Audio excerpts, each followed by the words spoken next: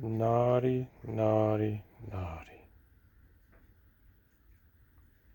I think the dog was attacking a cat. Amazon, give us a flash briefing. Jamie, here's the latest from your flash briefing. In NPR News.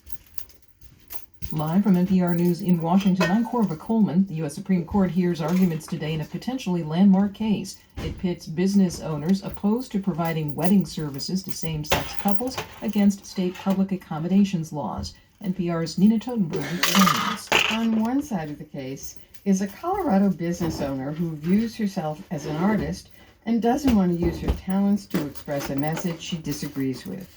Colorado Attorney General Philip Weiser contends that the state is not trying to dictate the content of her web designs, but if you open up your doors and you say you're serving the public, you have to serve everyone, regardless of sexual orientation, religion, race, gender. the case is to be argued today, and a decision is expected by the end of the term. It doesn't mean no case. NPR News. She's going to state her There case. are You're going to several state actions yours. against Russian oil today. It's an effort to stop Russia from getting money to finance its war in And Ukraine. it don't matter if The you put European something Union out. has banned certain there, Russian crude thinking oil one thing, you imports, change your mind and the later world's on, wealthiest start nations have using it imposed a for price another thing. cap on Russian oil. The top price will be $60 a barrel. Did she get And paid here for her Jackie artwork? Norton says Did she not all get paid nations for her have stuff? signed That's on the to the thing. price That's cap. the ticket The right there. G7 price Are you paying plan for her price cap, to you use know, her that's never been tried art? before, so we're going to have to see how that works. But there's a lot of weak points and loopholes in the plan, particularly some of Russia's major customers, such as China, India, and Turkey.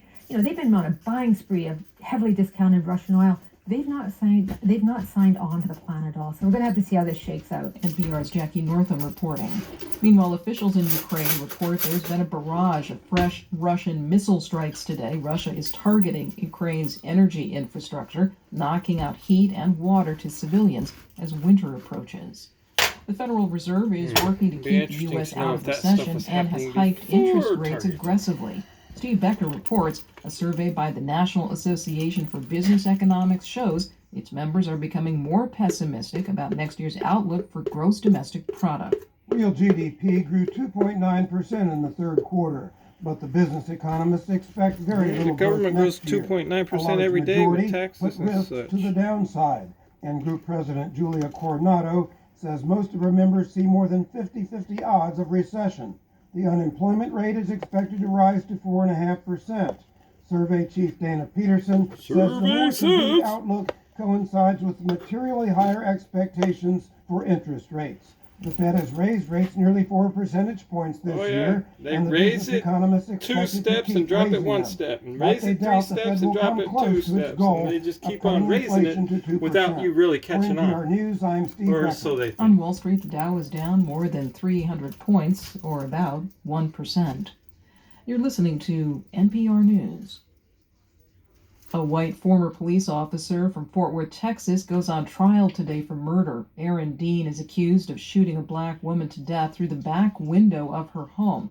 Atiana Jefferson was killed in 2019, and the case has been delayed for years. The jury appears to be mostly white, and there appear to be no black jurors serving. Gladys Knight, George Clooney, and the band U2 were among the artists celebrated at the 45th Annual Kennedy Center So Honors you don't want last us to be night. racist, but you're going President to come Biden off and with some Vice stuff like President that. Harris attended the All white star-studded jury. tribute. Let's see what the NPR's verdict is before Elizabeth you'll Blair start. reports. Amy Grant became the first Christian pop singer to receive a Kennedy Center honor. Sheryl Crow sang one of her biggest hits. Cuban-born composer Tanya León co-founded Dance Theater of Harlem in 1969. Members of the company performed in her honor. President Biden and the First Lady hosted a reception at the there's a White lot. House for the honorees. President Biden. Actor and activist George Clooney's parents were there. George said it was his journalist father, Nick Clooney, who inspired him to Challenge people with power. That's it. Look out for people with less power, challenge people with power. The Kennedy Center Honors airs Okay, on what'd that have to CBS do with and Biden? streams on Really? Paramount Plus later Well, this he was month. there Oh, Elizabeth okay. Clare, NPR News, Washington. Construction starts today in both Australia Did he and say South anything Africa inspiring? on Do a anything mega inspiring? radio No, he was telescope. just There'll there. be two Oh. instruments on Newsworthy? two continents. Yeah, he was The there. square kilometer There. array There. radio telescope will listen for faint signals coming from sources billions Who of else was light in the years audience? from Oh, Earth. we had all kinds of people. I'm Corbin We're just going Coleman, to talk about that one. NPR News. This message comes from NPR sponsor Fidelity Wealth Management, who can help you create a tax-smart strategy to help you grow and protect your wealth. Learn more at fidelity.com/wealth. Investment minimums apply. Fidelity Brokerage Services, member NYSE. In NASA news, NASA will provide live coverage of the Artemis I uncrewed Orion spacecraft's return flyby of the Moon on Monday, December 5th, as well as its return to Earth on Sunday, December 11th.